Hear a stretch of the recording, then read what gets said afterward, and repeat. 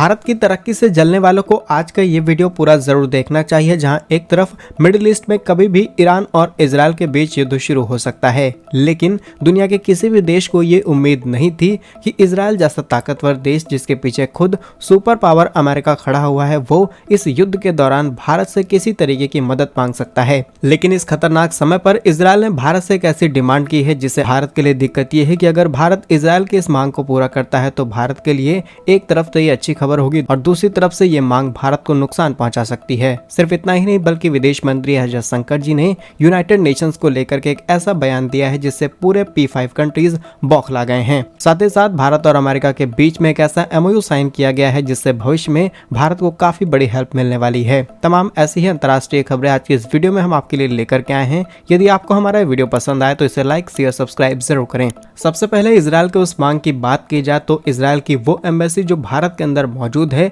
अब इन्होंने Indian government के सामने एक डिमांड रखी है। डिमांड ये है कि जहां पर दिल्ली पुलिस ट्रेनिंग करती है शूटिंग रेंज की, यानी कि बंदूकों की जो ट्रेनिंग की जाती है, उस फैसिलिटी को कुछ समय के लिए इजराइल को दिया जाना चाहिए। यहाँ पर इजराइल के जो सिक्योरिटी पर्सनल्स हैं उनको यहाँ पर ट्रेनिंग दी जाएगी। अब इजराइल कुछ हद तक भारत से कुछ हथियार मांगता तो भारत शायद सप्लाई कर देता, लेकिन इजराइल की ये मांग भारत के लिए नई दिक्कत बन सकती है। आप जानते होंगे दिल्ली पुलिस सेंट्रल गवर्नमेंट के अंडर में आती है और सेंट्रल गवर्नमेंट को ही डिसाइड करना है कि एग्जैक्टली इजराइल की यहाँ पर किस तरीके से मदद की जाएगी।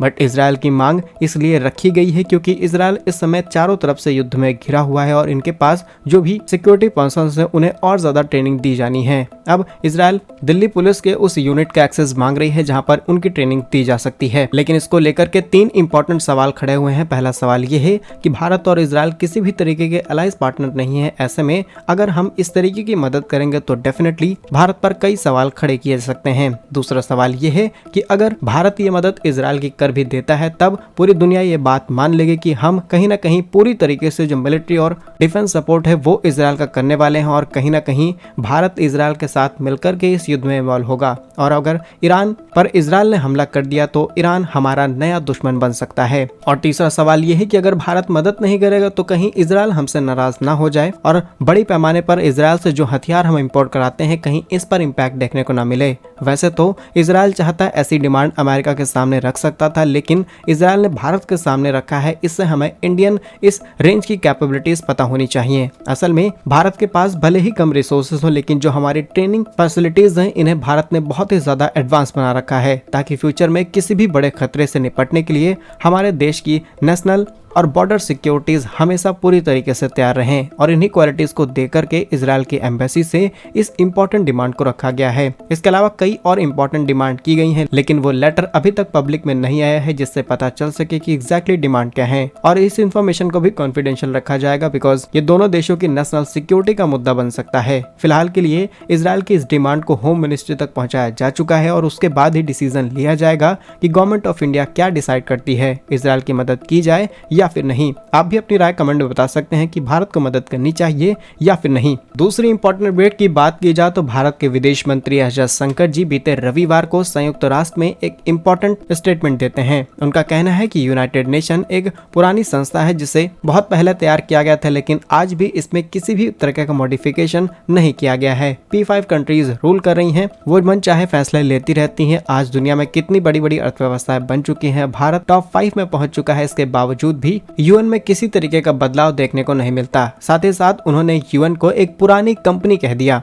कहा गया है कि जो बदलते वैश्विक परिदृश्यों के साथ तालमेल नहीं बिठा पा रही है और बाजार में तालमेल बिठाने में पूरी तरीके से नाकाम संस्था बनती चली जा रही है। आज दुनिया भर में कितनी चुनौतियां हैं, अंतर्राष्ट्रीय स्तर पर आतंकवाद कितना बड़ा मुद्दा है, बायलैटरल ट्रेड्स कितने बड़े मुद्दा है, चाइना इस तरीके से खुद को एक्सपेंड कर रहा है, लेकिन यूएन इसमें किसी भी तरीके से इन्वॉल्व नहीं हो पा रहा और ये एक पुरानी संस्था बन करके रह जाएगी। साथ ही साथ उन्होंने कहा कि जब पूरी दुनिया में महामारी फैली थी तब भी यूएन ने किसी भी तरीके का कोई ऐसा फैसला नहीं लिया जिससे पूरी दुनिया को लग सके कि यूएन उनके साथ खड़ा है। हालांकि यूएन यूएन की तरफ से दुनिया भर को मदद दी गई, लेकिन उतनी भी ज्यादा मदद नहीं दी गई जिससे पता चल सके कि यूएन आज एक बड़ी संस्था है। नेक्स्ट इंपॉर्टेंट अपडेट की बात की जाए तो ये भारत और अमेरिका से सामने निकल के आ रही है, जहां पर भारत और अमेरिका के बीच में एक MOU, जिसे हम मेमोरेंडम ऑफ अंडरस्टैंडिंग कहते हैं, ये साइन की गई है, जिसके तहत अब अलग अलग देशों में मिलने वाले जो भी नेचुरल रिसोर्सेज हैं, इनको दोनों ही देश मिलकर के एक्सप्लोर करेंगे, एक्सट्रैक्ट करेंगे और उनका इस्तेमाल अपनी अलग अलग इंडस्ट्रीज में कर पाएंगे। और दोनों देशों का साथ आना जरूरी इसीलिए हो जाता है क्योंकि इस समय जितने भी नेचुरल मिनरल्स पाए जाते हैं, इस पर चीन की काफी बड़ा कब्जा है। चाहे साउथ अमेरिका की बात की जाए, अफ्रीका की बात की जाए या फिर खुद सेंट्रल एशिया में मिलने वाले मिनरल्स, सभी जगह पर चीन ने कब्जा जमा करके रखा है और आने वाले समय में ऐसी चीजों का इस्तेमाल बढ़ चढ़ के किया जाएगा। एग्जाम्पल के तौर पर lithium, nickel, cobalt, copper, iron, ये सभी वो मिनरल्स हैं जिन्हें बहुत ही कम मात्रा में धरती के अंदर पाया जाता है, लेकिन आज के समय में चाहे स्पेस हो, डिफेंस हो, इलेक्ट्रिक व्हीकल्स हो या फिर पावर जनरेशन, पावर ट्रांसपोर्टेशन, इन सभी में इनका इस्तेमाल किया जा रहा है। लेकिन चाइना के मोनोपोली की वजह से इसे रिड्यूस कर पाना काफी ज्यादा मुश्किल है, इसीलिए साथ में मिलकर के काम किया जाए तो बेहतर रहेगा। और एग्जाम्पल के तौर पर आप जानते होंगे पूरी दुनिया में इस बात का जिक्र है कि अमेरिका और तमाम पश्चिमी देशों ने रूस के ऊपर प्रतिबंध लगा रखे हैं। रूस के कच्चे तेल को लेकर के, रूस की गैस को लेकर के और जो भी चीजें रूस दुनिया भर में एक्सपोर्ट करता है, सब पर रोक लगी है। लेकिन एक चीज जिसको लेकर के आज भी पश्चिमी देश शांत बैठे हैं और वो है रूस की तरफ से होने वाली यूरेनियम सप्लाई, जिसको आज तक कोई भी देश रोक नहीं पाया और भविष्य में भी ये रोक नहीं पाएंगे। रूस के पास भारी मात्रा में इस तरीके के पदार्थ पाए जाते हैं और रूस पूरी दुनिया में एक्सपोर्ट करता है। भारत भी काफी बड़ा इंपोर्टर है और जब पश्चिमी देशों के पास या फिर कहें तमाम यूरोपीय देशों के पास इसका कोई रिसोर्स ही नहीं है, तो वो रूस से इसे इंपोर्ट कराने पर मजबूर हैं। तो इसीलिए दुनिया को एक चीज दिखाने की कोशिश की जाती है कि हम रूस पर सैंक्शंस लगा रहे हैं, लेकिन जब बात अपने मतलब की आती है तो किसी भी तरीके के प्रतिबंध नहीं लगाए जाते। और इसीलिए जियोपॉलिटिक्स में ना ही कोई दोस्त है ना ही कोई दुश्मन। भारत को भी यहाँ पर दबाने की कोशिश की गई, क्योंकि भारत ने जब रशिया से क्रूड ऑयल मंगाया तो भारत पर बैन लगाने की धमकी दी गई। लेकिन जब इन्हीं यूरोपीय देशों को तेल की कमी हुई तो इन्होंने भारत से रिफाइंड पेट्रोलियम इंपोर्ट कराना शुरू कर दिया और अब तो इन देशों के अंदर डिमांड इतनी ज्यादा बढ़ चुकी है कि भारत में प्रोड्यूस होने वाला 30 to 40% ये अकेले इंपोर्ट कराने की बात कर रहे हैं। फिलहाल इन पश्चिमी देशों के इस